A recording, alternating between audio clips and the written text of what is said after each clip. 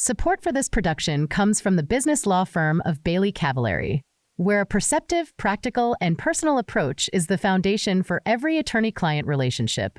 More information is available on the web at baileycav.com.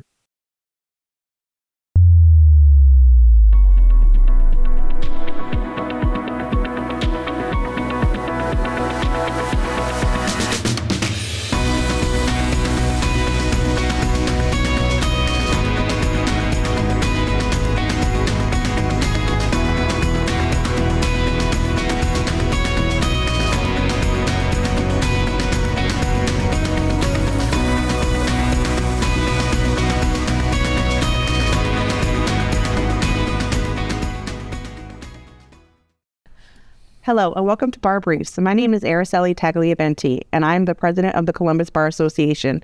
Today, I have two lovely guests joining me, Holly and Kent. Holly, can you introduce yourself to our audience? Sure. I'm Holly Wolf. I'm the assistant bar counsel here at the Columbus Bar Association. And I'm Kent Markus. I'm the bar counsel. Thank you so much for joining us here today. So today, we're going to talk a little bit about grievances. Kent, can you tell me a little bit about certified grievance committees, please? Sure. These are the committees that bar associations have to help members of the public who are concerned that their lawyer may be behaving unethically. Okay. And so what is the work that the committee does? So the committee receives complaints, concerns from members of the public, maybe sometimes from members of the bar, about the conduct of an attorney, and the committee investigates that. And if the committee determines that they think there's really a problem, a violation of the ethics rules, then there's a whole formal process for bringing a complaint against that attorney and determining whether that attorney should be sanctioned in some way for ethical misconduct. Okay. And so what does an investigation look like, Holly? So an investigation starts when a committee votes to open an investigation. It's under our bylaws. The committee has to vote, and there has to be an approval.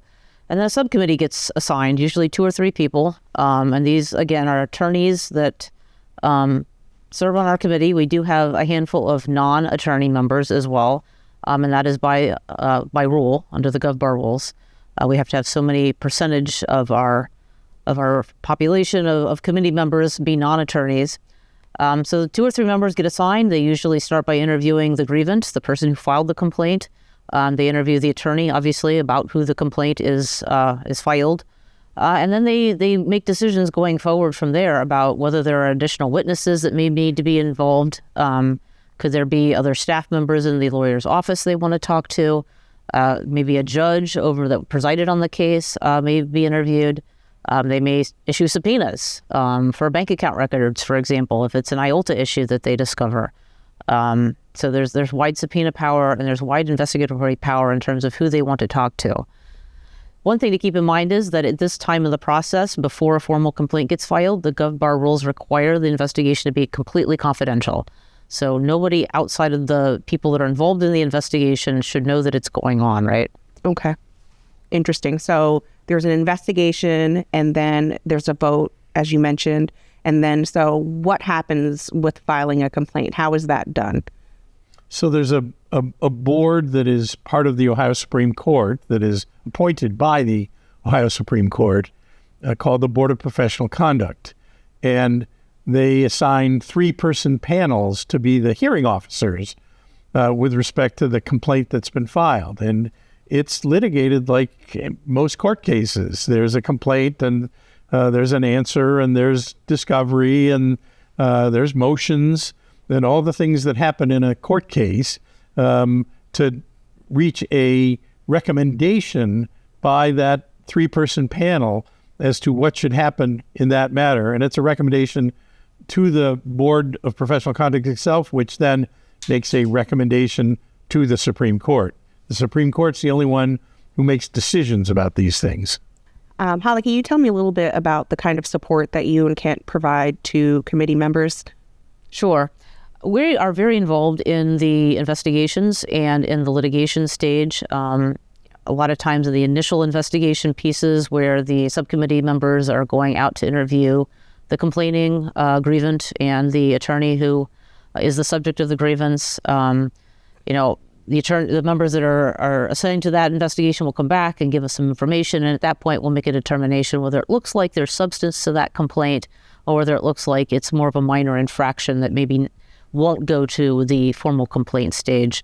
So the cases that have a little bit more substance to them, Kent and I will be far more actively involved in scheduling depositions, taking the depositions, but of course our members are also willing and able to help do those tasks if they want to, if they have time. These tend to be time-consuming investigations, so most of our committee members have full-time jobs. So we're cognizant of that and the assistance they provide, so we're ready to step in whenever they need some help. But we do issue the subpoenas out of our office. Kent and I draft most of the pleadings with the review and comment from the subcommittee members and that sort of thing. But yeah, and then when we take the matter to the actual hearing, Bar Counsel under the Supreme Court rules, has to be lead counsel at the hearing. But our subcommittee members also attend and often cross-examine witnesses and so forth. Okay, so there's an opportunity for members of the committee to actually litigate these cases. Absolutely. Oh, interesting. And can you tell me, Kent, about how many members are on the Certified Grievance Committee? It's about 40 members. And it is, as Holly referenced, a pretty diverse group. It's mostly lawyers, and even among that group of lawyers, it's people from all kinds of different types of practice, so that we have expertise to weigh in on all the different conversations we're having about the cases we've got. And then we've got a number of required non-lawyers on the committee. So we've got a psychologist, and we've got an accountant, and we've got other people who bring their own expertise into the difficult investigations that we're often conducting. So is it required that you be a litigator to be on this committee? Not at all. And indeed, again, sometimes we want people who are in practice areas where litigation is not the core of the practice area, but they have substantive expertise in terms of the activity that takes place there. Interesting. And is the goal of the Certified Grievance Committee to actually find grievances or file complaints with the Ohio Supreme Court? What's the goal that you would say is, what purpose does the Certified Grievance Committee serve? I think the Grievance Committee serves the purpose of protecting the public. That's the nature of the disciplinary process in Ohio. We don't take joy in filing complaints. Our goal is to educate attorneys in terms of what their responsibilities are under the rules and ensure that those are being followed and that clients are being treated appropriately. If there are cases that have the attention that they deserve under the rules of professional conduct. And is a grievance that goes to complaint the same as attorney malpractice? No, not at all. I mean, there's a crossover. There can be that some kinds of malpractice may well be because the attorney has engaged in unethical conduct, but they're not the same. And a finding of unethical conduct is not the same as a finding of malpractice. And malpractice is handled in the traditional courts with a filing in those courts about the injury that has purportedly happened to that individual through the malpractice. That is a focus on getting the person to be able to recover from their injury. Our process is about making sure that lawyers who have engaged in misconduct are called on the carpet for engaging in that misconduct and are hopefully positioned after a proceeding that they are less likely to do that again with respect to a future client. Okay, so is it fair to say that legal malpractice is a way to obtain compensation from an attorney, whereas the ethical process is more about holding an attorney accountable before the Ohio Supreme Court? Yeah, I think that's right, and before the public, and to make sure that the ethics process is about making sure the public is protected from misconduct by attorneys. So does the Ohio Supreme Court have its own process for investigating attorney misconduct? Or is the Certified Grievance Committee a part of the Ohio Disciplinary Council process? Yeah, so that's a good question. In Ohio is one of just a handful of states in the country that has a disciplinary investigation process like ours. So the process is basically bifurcated. There's what you referred to as Office of Disciplinary Counsel. We refer to them as ODC for short. Okay. And then there are the various bar associations throughout the state that are able to have certified grievance committees.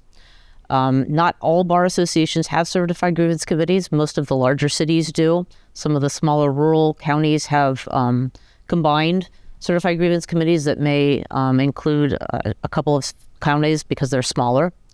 But the work that we do is parallel to what Office of Disciplinary Counsel does, with the exception that the bar associations only investigate attorneys within their geographic jurisdiction area. So, for example, Columbus really focuses on Franklin County attorneys, right? It can also have a case that has a nexus to Franklin County. So it may be a Licking County attorney, but the case is here pending in Franklin County, and the client who's affected by the misconduct is in Franklin County. And that would give us the authority to go ahead and investigate that type of case. But it's unique from that standpoint that we have both ODC and the bar associations doing the same type of work. One difference that ODC has the ability to do that bar associations typically don't is investigation of judges. So ODC handles investigations of judges. The Ohio State Bar Association is also able to investigate judges. Okay. So there's a little bit of a difference, and it's very confusing, I think, for a lot of both attorneys and the public about where to go with your grievance. But if you have questions, we're always happy to talk with you, point you in the right direction. If it's not us, we'll help you get to the right place. And I would say that the all of the entities that are managing this work communicate with each other regularly, so that if a grievance ends up in the wrong place, we'll get it to the right place. And I think to go back to your original question, we all answer to the Ohio Supreme Court, and all of our authority comes from the Ohio Supreme Court. So is there any benefit in having a localized or community level kind of certified grievance process? So I think there's a significant benefit to that. I think that you have both the knowledge of and experience of local practitioners who are conducting the investigations and working on the grievances that have been submitted, and who have knowledge of both the local practitioners in general and local practice habits and local practice norms that somebody not from that geography is not going to know. I also think it's a part of those who serve on the certified grievance committees, I think are proud that they are involved in assuring that the quality of practice and the quality of ethical practice that's going on in their area is something they're helping to police. I mean, we are a self-regulated profession, remember? So what better way to do that than to have your own peers be, the people that are doing that work? I would agree. And obviously, I have to also disclose shamelessly that I'm on the Certified Grievance Committee. And so I see the great work that the committee is doing. And I think definitely sometimes it's challenging, but it's also very rewarding to be able to say on a local level, I know that attorney, or I've worked in that courtroom with that person, and I know that, there were other circumstances going on, but being able to kind of put a face to a name rather than just reading facts on a piece of paper, and being able to kind of also guide attorneys through the grievance process. I think it's great. So you talked a little bit about how much time and effort the Certified Grievance Committee members spend on investigations. What do the committee members get out of this? Why do it? I think they are proud to be involved in trying to keep the profession operating in an ethical manner, and they are willing to dedicate their own time and their own energy and their own expertise to efforts to make sure that the quality of practice that's taking place is the quality that we all would hope and expect. So a big thank you to all of our Certified Grievance Committee members. You do a lot of hard work. And for anyone who's interested in joining the Certified Grievance Committee, can they call you, Holly or Kent? Sure. Absolutely. Are you always accepting volunteers? We have an ongoing list. So I want to thank you both so much for joining me here for this conversation on bar briefs. Really, really appreciate your guidance, your expertise, and continue to do the great work that you are always doing. So with that, I want to thank you so much for joining Bar Briefs. See you next time.